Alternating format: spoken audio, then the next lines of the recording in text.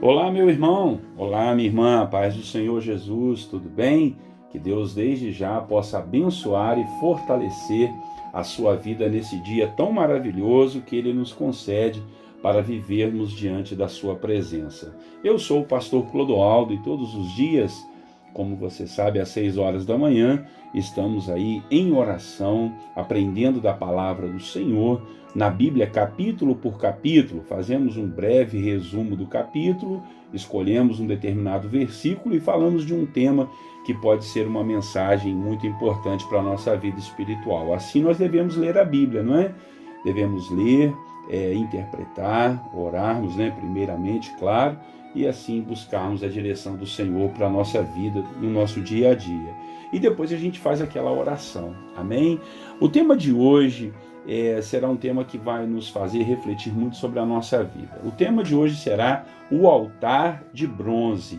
E o texto que nós vamos ler está em Êxodo, capítulo 27, versículos 1 ao 2, que diz assim: Faça um altar de madeira de acácia. Será quadrado, com 2,25 metros de largura e 1,35 metros de altura. Faça uma ponta em forma de chifre em cada um dos 4 cantos, formando uma só peça com o altar, que será revestido de bronze. Meus irmãos, o Senhor ordenou a Moisés para construir um altar para o tabernáculo. Já falamos que o tabernáculo era uma tenda, onde tinha diversos utensílios ali, onde o povo fazia sacrifícios para que a presença de Deus se manifestasse. Esse altar, ele seria móvel, e o Senhor Deus ordenou que ele fosse feito de acácia. Como disse a você ontem, essa madeira era uma madeira muito simples, facilmente encontrada no deserto, uma madeira que era grossa, também cheia de espinhos e que precisava ser lixada para melhorar assim o seu aspecto. Alguns estudiosos dizem que a acácia não serviria para nada, nem mesmo para fazer ídolos, né? Era chamada, como eu disse a vocês ontem, de aquela madeira bem vagabunda, né? Bem sem serventia. Interessante o Senhor pedir, né, a Moisés que o altar fosse construído com essa madeira. Mas no final do versículo, o Senhor diz que para Moisés que o altar deveria ser revestido de bronze. Vale ressaltar também, para a gente saber da história, né, que naquela época não existia espelho. O espelho que a gente olha e reflete o nosso rosto para a gente pentear o cabelo, né, e fazer outras coisas mais. Então, se lá não tinha espelho, eles usavam as peças de bronze para refletirem o seu rosto.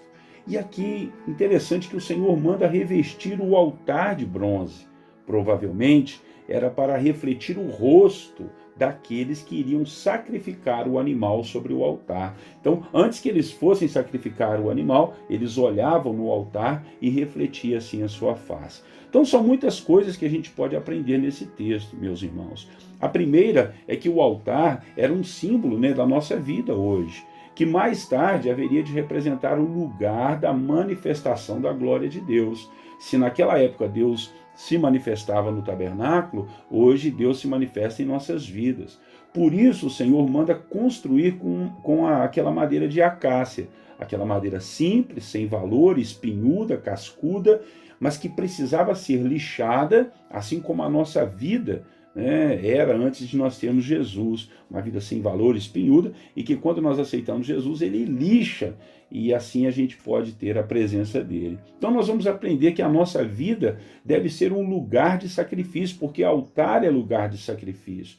Mas não é um sacrifício para a gente ganhar a nossa salvação. A gente ganhou a nossa salvação através de Jesus morrendo na cruz. Mas o que eu digo de sacrifício é aquele sacrifício de renunciar às nossas vontades carnais, às nossas posturas erradas, né? Posturas que o mundo oferece. A gente deve sacrificar em direção aos prejuízos por nós andarmos em caráter e em santidade com o Senhor. É verdade, quando nós somos de Deus, muitas vezes nós perdemos para a gente ganhar a vida eterna. Jesus até falou isso, né? Que quem ganhar a sua vida aqui, perdê-la-á. Mas aquele que perder a sua vida aqui por amor a mim, esse sim ganhará a vida eterna. Outra coisa que nós podemos aprender com essa situação do altar de bronze é que ao revestir aquele altar com bronze, a imagem de quem estava sacrificando era refletida como um espelho. E isso remete mais uma vez para a nossa vida, pois nós devemos sempre lembrar que Cristo foi o sacrifício feito por nós para a remissão dos nossos pecados. Jesus morreu em nosso lugar. Era para nós termos morrido ali naquele altar, né? Então, quando o sacerdote olhava para a sua imagem naquele altar de bronze, ele deveria lembrar que era para ele estar ali sendo morto, sacrificado por causa dos seus pecados, pois a própria Bíblia nos diz que o salário do pecado é a morte. Que coisa linda, né, irmãos? No Antigo Testamento, essa morte, ela era transferida para um animal, um cordeiro, ou até mesmo um bode, né? Mas no Novo Testamento, Jesus assumiu esse lugar no altar. Lembra que João Batista falou, olha, ele é o Cordeiro de Deus que tira o pecado do mundo. Então Jesus foi morto na cruz para nos salvar, porque era para mim e para você termos morrido naquela cruz. Então quando a gente olha hoje para essa história, a gente vê que era para nós estarmos ali e devemos glorificar a Deus por Jesus ter morrido em nosso lugar. Que grande graça que nós temos de o Senhor Jesus ter morrido em nosso favor. Então vamos andar em consciência de que era para nós termos sido mortos em nossos pecados, mas Deus teve misericórdia e enviou seu Filho amado para morrer em nosso lugar. Você tem a vida do Filho em você? Você já abriu seu coração para aceitar Jesus como seu Salvador? Dizer para Ele, Senhor, muito obrigado, porque era para eu ter que morrer, mas o Senhor morreu em meu lugar e tirou toda a condenação do pecado sobre a minha vida. Faça isso. Olhe para você, olhe para o espelho da vida e veja quem você é se você não está realmente precisando de Deus. Amém? Nós vamos orar em cima dessa palavra, quem sabe para você que quer abrir o seu coração hoje e aceitar Jesus como seu Salvador, aceitar o sacrifício dele por você naquela cruz. É só você abrir o coração e deixar Jesus entrar. E também depois nós vamos orar como temos feito aqui todos os dias na nossa corrente de fé e de oração, clamando, chorando aos pés de Jesus, para que as nossas vidas sejam tocadas, os milagres venham acontecer debaixo da misericórdia e bondade de Deus. Oremos então.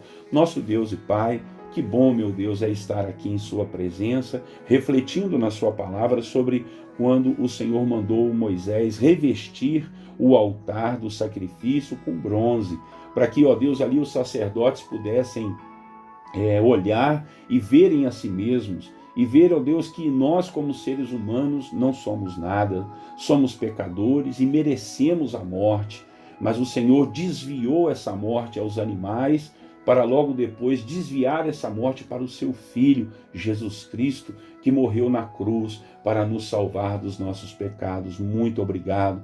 Eu e o meu irmão e a minha irmã estamos abrindo o nosso coração, ó Deus, te pedindo perdão dos nossos pecados, sabendo que era para nós estarmos ali na cruz, mas agora, ó Deus, nós, ó Pai, temos a sua presença que morreu por nós na cruz. Louvado seja o Senhor. Não precisamos mais matar animais, não precisamos mais ser mortos, porque o Senhor morreu por nós. Abrimos o nosso coração, te aceitamos como Senhor e Salvador da nossa vida. Bendito seja o Senhor. E queremos, por estarmos assim, ó Deus, pedir ao Senhor em nome de Jesus, meu Pai, para que o Senhor nos ajude no nosso dia a dia. Oh, meu Pai, ajuda este irmão a encontrar um melhor emprego. Ajuda, Senhor, essa irmã a encontrar, Senhor, um jeito, uma maneira, meu Pai, de poder trazer o sustento para dentro da sua casa. Jesus, que esse filho possa alcançar sabedoria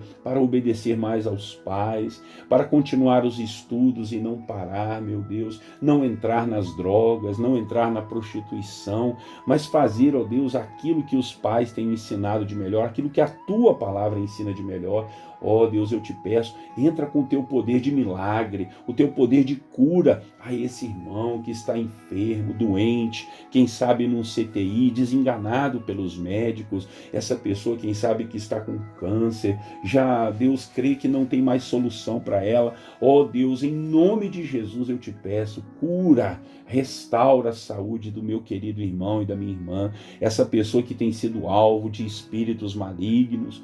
Meu Pai, quem sabe essa pessoa tem tido sonhos, pesadelos terríveis, meu Pai, tem tido vontade de se matar, de pular da ponte no Paraíba, no Rio, meu Pai. Quem sabe, Senhor, com vontade, ó Deus, de dar um tiro na cabeça. Jesus, entra com a sua provisão. Ó Espírito Santo, seja com essa pessoa, não deixe ele fazer essa loucura, ajude ele a se voltar para ti, ó Deus, encontrar o caminho, que essa mensagem chegue até o coração dele, meu Pai, e ó Deus, o teu Espírito Santo diga a ele a verdade, que ele pode ter uma nova vida diante da sua presença. Ó Deus, abençoe essa família com paz, abençoe a vida de cada um daqueles que tem nos ouvido. Eu não sei os problemas que eles estão passando, nem quero aqui querer adivinhar, mas quero pedir que todos eles estejam em tuas benditas mãos. Em nome de Jesus, honra o choro, as lágrimas dessa pessoa que está fazendo essa devocional, quem sabe de joelhos, ou no seu carro, ou na sua casa, quietinho ali, Pai, sofrendo, chorando. Jesus, esteja do lado, mostra para ela que o Senhor está junto dela, Pai, ali, Deus, consolando e confortando. É a nossa oração em nome de Jesus, meu Pai. Aleluia. Glória a Deus, né, irmãos? Como é bom a gente poder orar e colocar tudo diante do Senhor. Se você aceitou Jesus hoje, comenta aí no YouTube, ou no Facebook, ou no Instagram. Comenta aí para que as pessoas saibam que você tem Jesus como seu Senhor e Salvador. Um grande abraço para você. Eu sou o pastor Clodoaldo e desejo que Deus te abençoe. Desejo a você um excelente dia e a paz do Senhor Jesus.